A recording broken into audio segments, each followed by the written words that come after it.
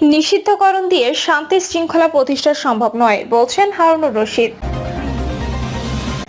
গরু বাঁচাতে গিয়ে বিদ্যুৎস্পৃষ্টে মা ছেলের মৃত্যু।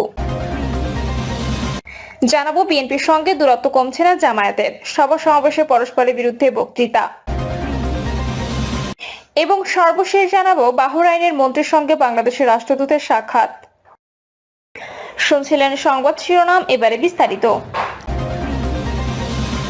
গরু বাঁচাতে গিয়ে বিদ্যুৎস্পৃষ্টে মা ছেলের মৃত্যু। লালমনিরহাটের কালীগঞ্জ উপজেলার গরু বাঁচাতে গিয়ে বিদ্যুৎস্পৃষ্টে মা ছেলের মৃত্যু হয়েছে। সকালে উপজেলার গোড়ল ইউনিয়নের দুলালির হাড়ি খাওয়া গ্রামে এই দুর্ঘটনা ঘটে। স্থানীয় বাসিন্দারা বলেন, সকালে অটোরিকশার চার্জার বন্ধ করতে গিয়ে দেখেন গরু বিদ্যুতের তারের সঙ্গে জড়িয়ে আছে। পরে গরুটিকে বাঁচাতে গিয়ে জামাল হোসেন বিদ্যুতের তারের সঙ্গে আটকে যান। পরে মা কমলা বেগম ছেলেকে বাঁচাতে গিয়ে ঘটনাস্থলে দুজন মারা যান।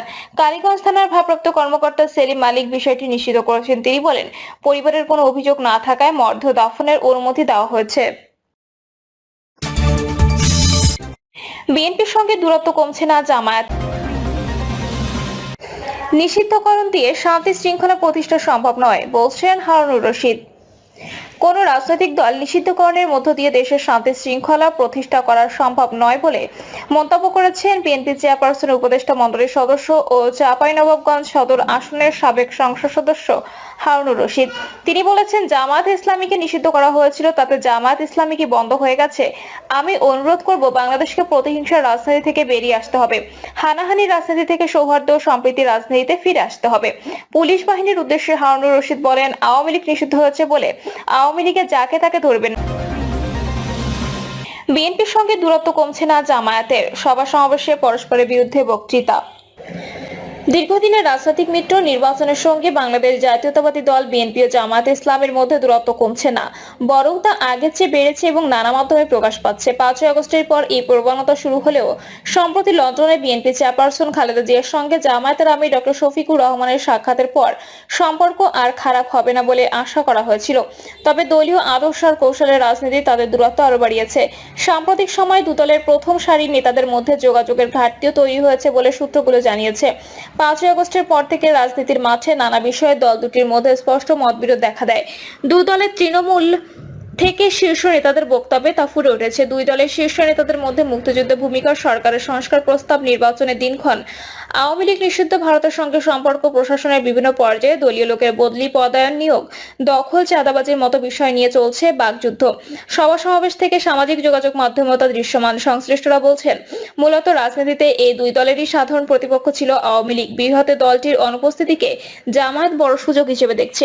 পাশাপাশি অভ্যুত্থানে নেতৃত্ব দেওয়া ছাত্র নেতাদের অনেকের উপর জামায়াত ও শিবিরের প্রভাব তাদের উচ্চাকাঙ্ক্ষী করে তুলছে। এর বাইরে প্রশাসন, শিক্ষা, স্বাস্থ্য এবং ব্যাংক খাতের মতো গুরুত্বপূর্ণ জায়গায় দলটির পরিকল্পিত অবস্থান তাদের সরাসরি বিএনপির সামনে এনে দাঁড় করিয়েছে।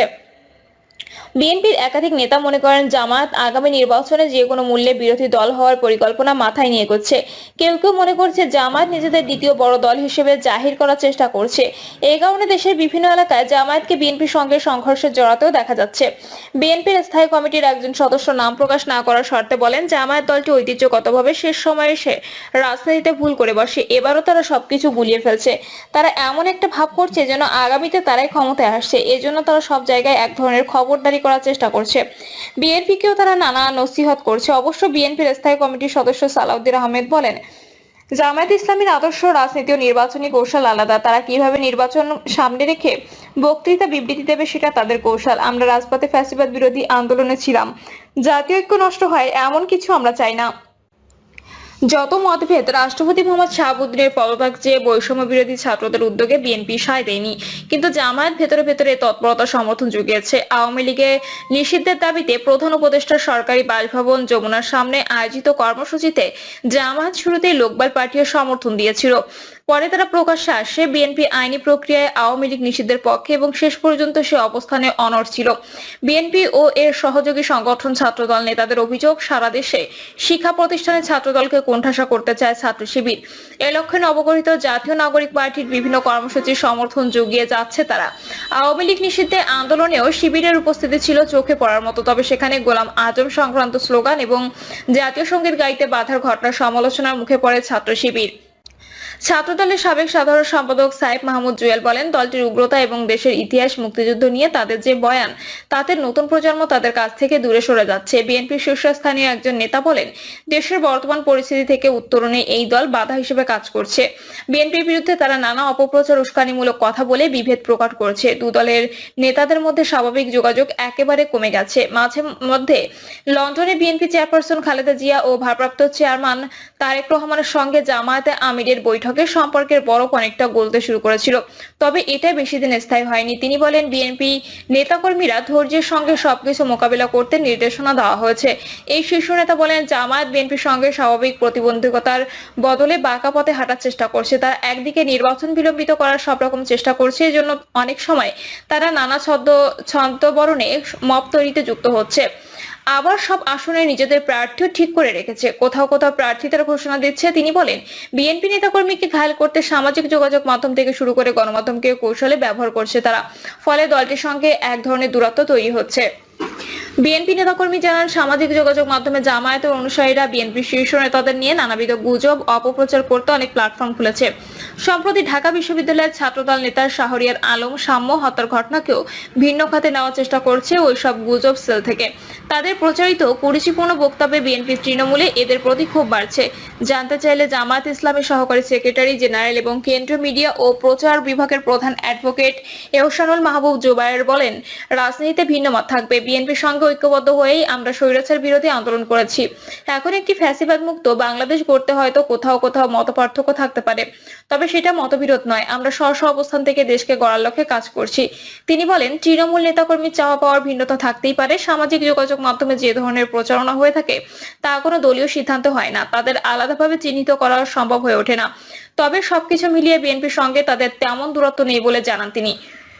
জামায়াত 1972 সালের সংবিধানে আমূল পরিবর্তন চায়। বিএনপি সংশোধন চাইলেও 72-এর সংবিধান বাতিল চায় না। বিএনপি নির্বাচন সংশ্লিষ্ট সংস্কারগুলো সেরে দ্রুতই নির্বাচনের পক্ষে। জামায়াত সংস্কার শেষ করে নির্বাচন চায়। জামায়াত সংসদের উচ্চ নিম্ন কক্ষ দুটিতে সংখ্যানুপাতিক পদ্ধতির পক্ষে। বিএনপি কোথাও সংখ্যানুপাতিক পদ্ধতি চায় না। ভোটার হওয়ার বয়স 18 থেকে কমিয়ে 17 বছর করারও বিরোধিতা করছে বিএনপি। জামায়াত তরুণদের ভোটার করার যুক্তি দেখিয়ে ভোটার হওয়ার বয়স 17 বছর করার ভাবনাকে সমর্থন করছে। জাতীয় নির্বাচনের আগে স্থানীয় সরকার নির্বাচনের পক্ষে জামায়াত। বিএনপি এর বিরোধিতা করছে। জাতীয় নির্বাচন নিয়ে বিএনপির অবস্থানের দিকে ইঙ্গিত করে জামায়াতের আমির এক অনুষ্ঠানে বলেছেন, এখনো শত শত মানুষ হাসপাতালে বিছানায় কাতরাচ্ছে, রক্তের দাগ মোছেনি। এই সময় কেউ নির্বাচন জিকির তুলে জাতি তা গ্রহণ করবে না। প্রকাশ্য অনুষ্ঠানেও এর জবাব এসেছে বিএনপি থেকে। দলের মহাসচিব মির্জা ফখরুল ইসলাম আলমগীর বলেছেন, যাদের সমর্থন নেই, তাদের ভোটে জয়ের সামর্থ্য নেই, তারাই নির্বাচনের বিরুদ্ধে। দুই দলের মধ্যে দূরত্বের ফল কি জানতে চাইলে রাষ্ট্রবিজ্ঞানী অধ্যাপক ডক্টর দিলারা চৌধুরী বলেন, দেশের কোনো রাজনৈতিক দল জনগণের আকাঙ্ক্ষাকে তেমন প্রাধান্য দেয় না, যে কারণে যে যার কৌশল নিয়ে চলছে। ফলে এক ধরনের অনিশ্চয়তায় পড়েছে দেশ। কবে নির্বাচন হবে, কবে গণতান্ত্রিক সরকার আসবে তা কেউ বলতে পারছে